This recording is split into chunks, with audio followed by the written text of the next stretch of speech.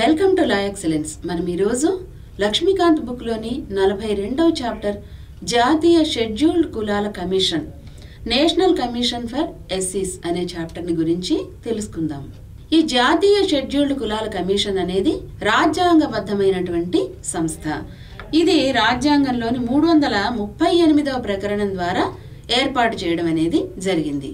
అయితే ఈ కమిషన్ యొక్క పరిణామ క్రమం ఏ విధంగా ఉంది, ఏ విధంగా ఏర్పడింది అనే విషయాన్ని చూసినట్టయితే, మొట్టమొదట్లో రాజ్యాంగంలోని 338వ ప్రకరణం ప్రకారంగా షెడ్యూల్డ్ కులాలకి, షెడ్యూల్డ్ తెగలకి సంబంధించినటువంటి రాజ్యాంగ రక్షణల్ని విచారించడం కోసం, వాటికి సంబంధించినటువంటి విషయాల్ని రాష్ట్రపతికి నివేదించడం కోసం షెడ్యూల్డ్ కులాలు, షెడ్యూల్డ్ తెగలకు సంబంధించినటువంటి అధికారిని మాత్రమే నియమించాలి అని చెప్పడం అనేది జరిగింది.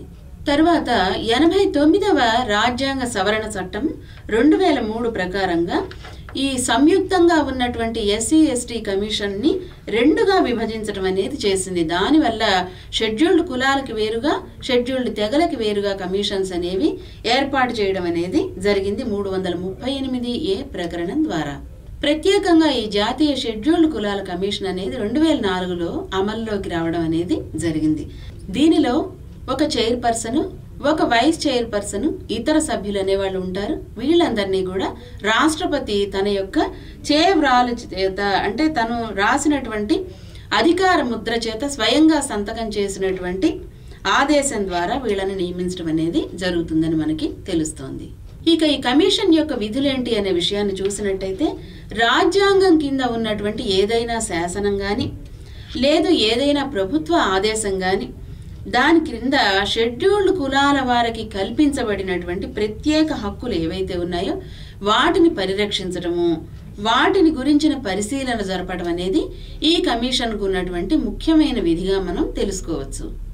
అలాగే ఈ షెడ్యూల్డ్ కులాల వారికి ఏదైనా సందర్భంలో వీళ్ళ హక్కులు గనక నిరాకరింపబడినాయి అనే సందర్భంలో ఆ వచ్చినటువంటి ఫిర్యాదులు ఏవైతే ఉన్నాయో దానిని మీద విచారణ చేయడం అనేది కూడా ఈ కమిషన్కు ఉన్నటువంటి ముఖ్యమైన విధిగా మనం తెలుసుకోవచ్చు. అలాగే షెడ్యూల్డ్ కులాలకు సంబంధించినటువంటి సామాజిక, ఆర్థిక అభివృద్ధికి సంబంధించి కేంద్ర రాష్ట్ర ప్రభుత్వాల యొక్క కార్యకలాపాలలో పాల్గొనటానికి తగినటువంటి సలహాలను ఇవ్వడము, అలాగే షెడ్యూల్డ్ కులాల వారికి ఏర్పాటు చేయబడినటువంటి రక్షణ ఏర్పాట్లు ఏవైతే ఉన్నాయో వాటి పనితీరు మీద రాష్ట్రపతికి వార్షిక నివేదికలు అనేటువంటివి సమర్పించడము, షెడ్యూల్డ్ కులాల సంక్షేమం, ఆర్థిక సామాజిక అభివృద్ధికి కేంద్ర రాష్ట్ర ప్రభుత్వాలు ఏ చర్యలు తీసుకోవాలి అనే విషయాలని తెలియజేయడం, ఇవన్నీ కూడా ఈ కమిషన్కు ఉన్నటువంటి ముఖ్యమైన విధులుగా తెలుసుకోవచ్చు. కమిషన్ నివేదిక అనే విషయాన్ని చూసినట్టయితే, కమిషన్ తన యొక్క నివేదికని రాష్ట్రపతికి పంపించడం అనేది చేస్తుంది. రాష్ట్రపతి ఈ నివేదికని ప్లస్ కమిషన్ పంపినటువంటి మెమరాండం ఏదైతే ఉందో ఆ మెమరాండంని రెండింటినీ కూడా పార్లమెంట్లోని సభల్లో ప్రవేశపెట్టడం జరుగుతుంది. తర్వాత ఈ నివేదిక గనక రాష్ట్రానికి సంబంధించినది అయినట్టయితే రాష్ట్రపతి ఈ నివేదికని, మెమరాండంని కూడా గవర్నర్కి పంపించడం జరుగుతుంది. గవర్నర్ దీన్ని మళ్ళీ తిరిగి రాష్ట్ర శాసనసభలకు పంపించడం అనేది జరుగుతుంది.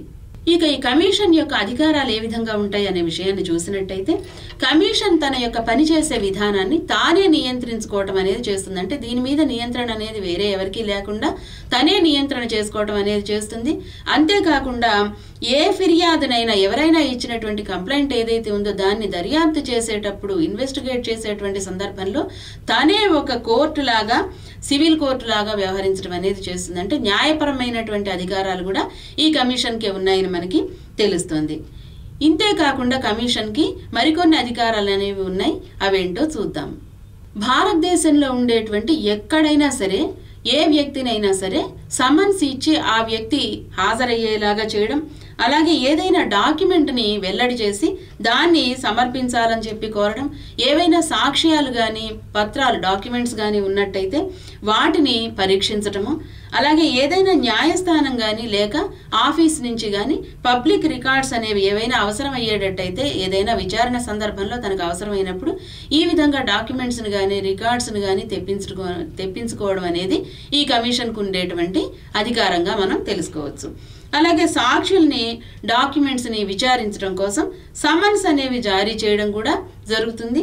అలాగే రాష్ట్రపతి నిర్ధారించేటువంటి ఇతరమైన అంశాలు ఏవైతే ఉన్నాయో వీటన్నింటిలో కూడా ఈ కమిషన్కి అధికారం ఉన్నదని మనకి తెలుస్తోంది. అలాగే షెడ్యూల్డ్ కులాలకు సంబంధించినటువంటి అన్ని అంశాలు, షెడ్యూల్డ్ కులాలకు సంబంధించిన అంశాలు, వాటి మీద ప్రభావాన్ని చూపించే అంశాలు ఏవైతే ఉన్నాయో వాటన్నింటిలోనూ కూడా కేంద్ర రాష్ట్ర ప్రభుత్వాలు తప్పనిసరిగా ఈ కమిషన్ యొక్క సలహాని స్వీకరించాలి, తీసుకోవాలి అని చెప్పి మనకి తెలుస్తోంది. కమిషన్ ని తప్పనిసరిగా సంప్రదించి తీరాలి అని మనకి తెలుస్తోంది. అలాగే షెడ్యూల్డ్ కులాలతో పాటు ఇతర వెనుకబడినటువంటి తరగతుల వారికి, ఆంగ్లో ఇండియన్లకి సంబంధించినటువంటి విధులు కూడా ఈ కమిషన్ కి ఉన్నాయని మనకి తెలుస్తోంది. కాబట్టి ఇతర వెనుకబడిన తరగతులు, ఆంగ్లో ఇండియన్లకు సంబంధించినటువంటి విషయాల మీద కూడా ఈ కమిషన్ అనేది దర్యాప్తు చేసి దానికి సంబంధించినటువంటి నివేదికని రాష్ట్రపతికి పంపిస్తుంది అని మనకి తెలుస్తోంది.